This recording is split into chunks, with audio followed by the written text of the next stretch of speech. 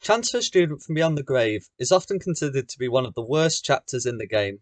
There are several reasons for this. The culprit is obvious, the method is impractical, the motive is beyond parody, Kokichi survives, the robot gets mistreated by everyone including the protagonist, Monodin kills himself for reasons, the execution acknowledges ghosts are real, but the rest of the game doesn't do anything with this revelation, and worst of all, Kaede gets used to cover a killer's tracks for the second time this game, as if the poor girl hasn't suffered enough already.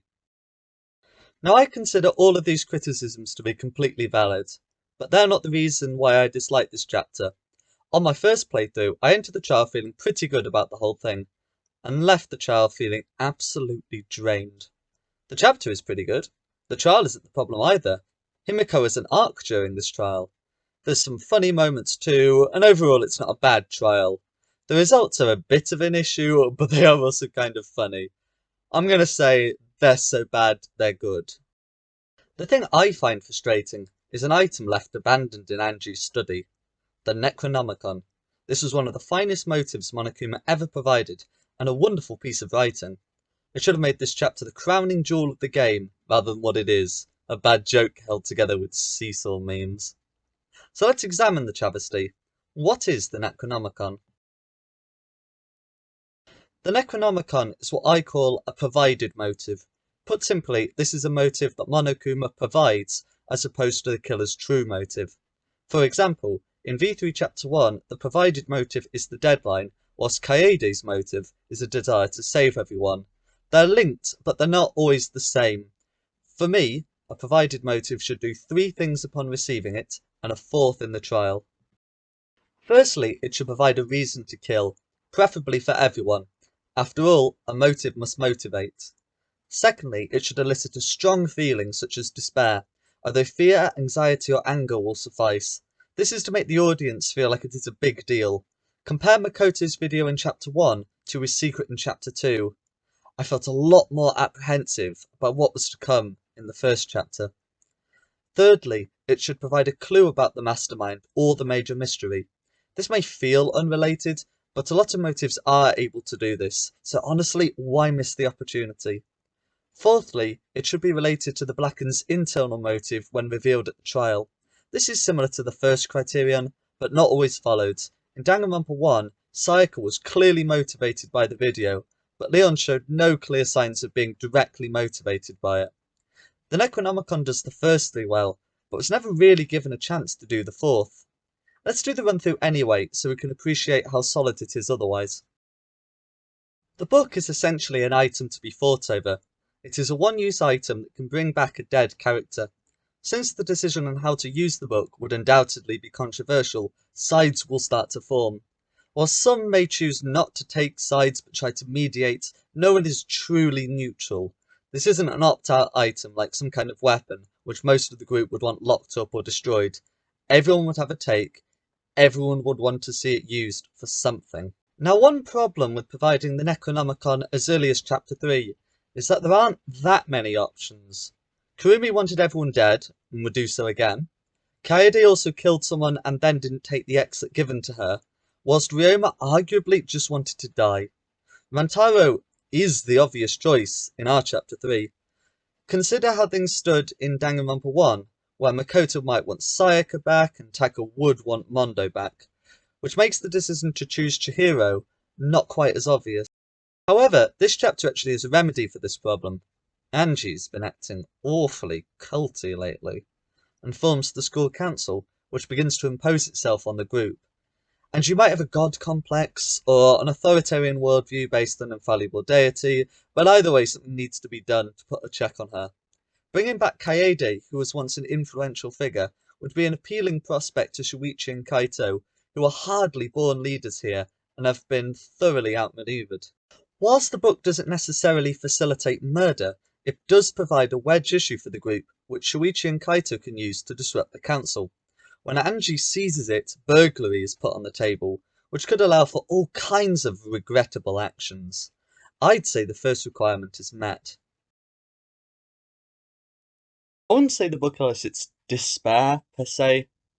I guess if you doubted the book's reliability, you would say it is in poor taste, to be reminded of your dead friends by this false promise. But the main response is likely to be tension. Angie immediately seizes the book, which risks a rift forming in the group. There's plenty of incentive for someone to do something stupid, and the rest of the chapter was quite tense for me personally. Whilst not despair, it definitely coloured my feelings for the rest of the chapter, and therefore I would say it succeeds in its second objective. The book absolutely would provide a clue about the mastermind. It never spells out how the resurrection works, but if used, that would be obvious. Danganronpa 1 can't resurrect people because it doesn't have that technology.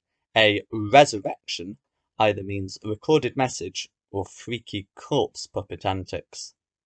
The failure to provide a resurrection would help ground the technology in the modern-ish day and reinforce the permanence of death even amid malevolent robo-pandas and alter ego. V3 has two realistic routes, the robot route or the flashback light route. In the first case, they come back as a robot like Mechamaru. In Danganronpa 2, this was supposed to hint the world wasn't real because that technology is presumably far in the future, whilst V3 already has a robot. It would therefore signify the mastermind's increased number of resources and the technological advancement. In the second case, someone else is given the same personality through flashback lights and thrown in. Over time, it would become clear that they were an imposter, possibly due to differences in appearance, but potentially due to having different physical abilities, like touching toes or licking their elbow. This could encourage them to question the lights and their memories and even their own identities, setting up the big reveal in Chapter 6.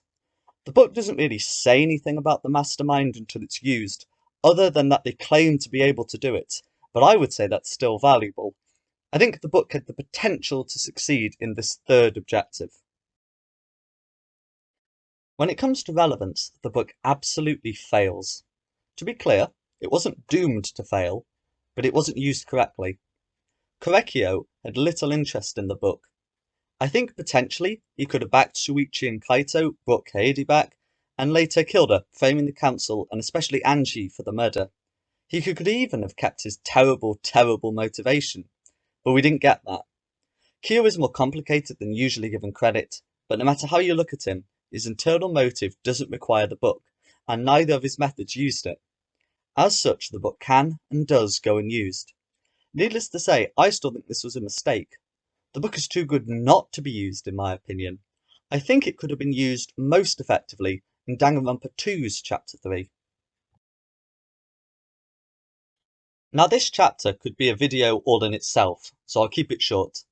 My issues with this chapter as it stands is that its objectives don't sync up with the chapter itself. The objectives are to provide a reconciliation between Hiyoko and Fuyuhiko, and to introduce a remnant of despair. In the chapter, a remnant is introduced, but it's done through a heavy-handed method, and whilst Hiyoko is reconciled with Fuyuhiko, they are then separated the morning after, and the next time he sees her, she's dead. She even misses the phone call. Now these things could be forgivable, but given that the remnant, Mikan, isn't relevant to the conflicts in this chapter, and the reconciliation happens days before the murder, lessening the emotional weight, I really feel that this chapter is two halves stuck together into a reluctant whole. The Necronomicon could actually fix this chapter. In this exercise, we'll keep everything the same up to Fuyuhiko bleeding on the floor. The next day, Monokuma presents the Necronomicon. Hiyoko wants Mahiro back, and Fuyuhiko backs her up, letting go of Peko for good. Now we could move on from there, but if we want some tension here, we can do that too. So we'll say that there is unease. Hajime suggests not Byakuya be brought back. After all, he was the group's leader and he did die trying to prevent a murder. He is therefore a sensible, pragmatic choice. I can imagine Nagito backing him up, for unknown reasons. Deciding how the rest of the group would split is difficult but also unnecessary. The group agrees to leave the book for the time being. Now would be a suitable point for Akane to attempt to end the conflict once and for all by killing Monokuma, which fails because he is an attack helicopter, leading to Nekomaru's hospitalization. During the commotion, Hiyoko seizes and uses the book. Hajime accepts the fait accompli when Mahu shows up the next day. The group is thrilled to accept her back from the dead. The following day, Ibuki and Mikan are found dead in suspicious circumstances. During the trial, it is revealed that Mahiru was the killer. Whether Fuyuhiko and Hiyoko back Mahiru to the end, resulting in the first non-unanimous vote, or whether Fuyuhiko convinces Hiyoko her friend isn't her friend, is up to the author, and there are good and bad points associated with this. Upon being convicted, Mahiru reveals herself to be a remnant. The resurrection was a full restoration, or maybe even a possession by Junko herself. She does the same speech that Mikan did, talks about the remnants, and maybe throws a jab Hyoko's way. I can see Fuyuhiko also getting a bunch of flack from her. That would be a much better chapter. Hiyoko survives, so can have a proper arc. The remnant is a good reason to have their memories back. Of course the Monokuma's gift was a monkey's paw. Of course she wasn't really getting a friend back. The clarity of this would give her words much more weight when she says she remembered everything. This chapter would also be memorable for utterly strangling the hopes of the audience in a mass of despair. This would not be a confused mess, but a chill dagger driven right through the audience's collective heart. Mekamaru might get a cold shoulder at the end of the chapter, which is genuinely unfortunate, but would give him something to do in the next one. The point is that the Necronomicon could add so much to a chapter if used properly. I hope I have demonstrated why it is too powerful a writing tool to just be left unused. Here is the fate of the Necronomicon in Chapter 3. By the night of the murder, Angie had created 4 waxworks of the departed. It is my personal belief that she had decided not to unilaterally decide to bring back Vantaro. I don't know whether she wanted to bring back everyone, rules or no rules, or whether she wanted to put it to a vote, or even just to reopen dialogue on the matter. At the end of the day, she decided to burn the book, which was the most time-consuming part left, and went to go get a torch. She went into a side room and found Kiyo there. He killed her to prevent her from sharing this information. The book was left unused, and Monokuma took it back at the end of the chapter. What is this? I'm serious. What is this? The best motive ever provided by Monokuma was wasted. The full impact of the book is that it prompted Angie to go to the side room. This gives it the same narrative weight as a paintbrush she might have left there.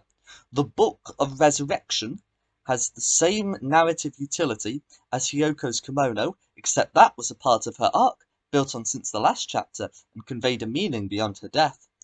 If Angie had left to go to her dorm, and happened to hear the sound of soaring, Kiyo would have still gotten that kill. There was a cult. There was division. The book was worth fighting over, yet this didn't happen. Kiyo seems to have had no interest in the book, despite it could have given him a second victim then and there. No seance, no tenko, no floor sabotage required. Just a dead cult leader and the body of her potential rival lying side by side in death. Even after that night, the book could still have been used. It would not have been difficult for Monokuma to put a ritual in the book for conducting a seance. Instead, that is relegated to a separate book, which does prove Kiyo faked the ritual. The Cursed Child book that is found on some shelf is of far more relevance to the plot than the Book of the Dead given by Monokuma himself. If things couldn't get worse, there was still room for the book. Kiyo might be conducting a seance, but Shuichi doesn't have to wait for that. Shuichi could have set the book alight. Would have been quicker than lugging around that statue for sure. He could have asked Angie himself who killed her, because according to the rules, a spoon will suffice as an edifice, so long as it has her name on it. Shuichi could have saved another student, even Kaede, so long as you fixed her statue. But no. He decided his time was better spent booting a robot out of the ceremony. There were 3 opportunities to make this book count for something: motive, method, and magic. Instead, it was ultimately wasted.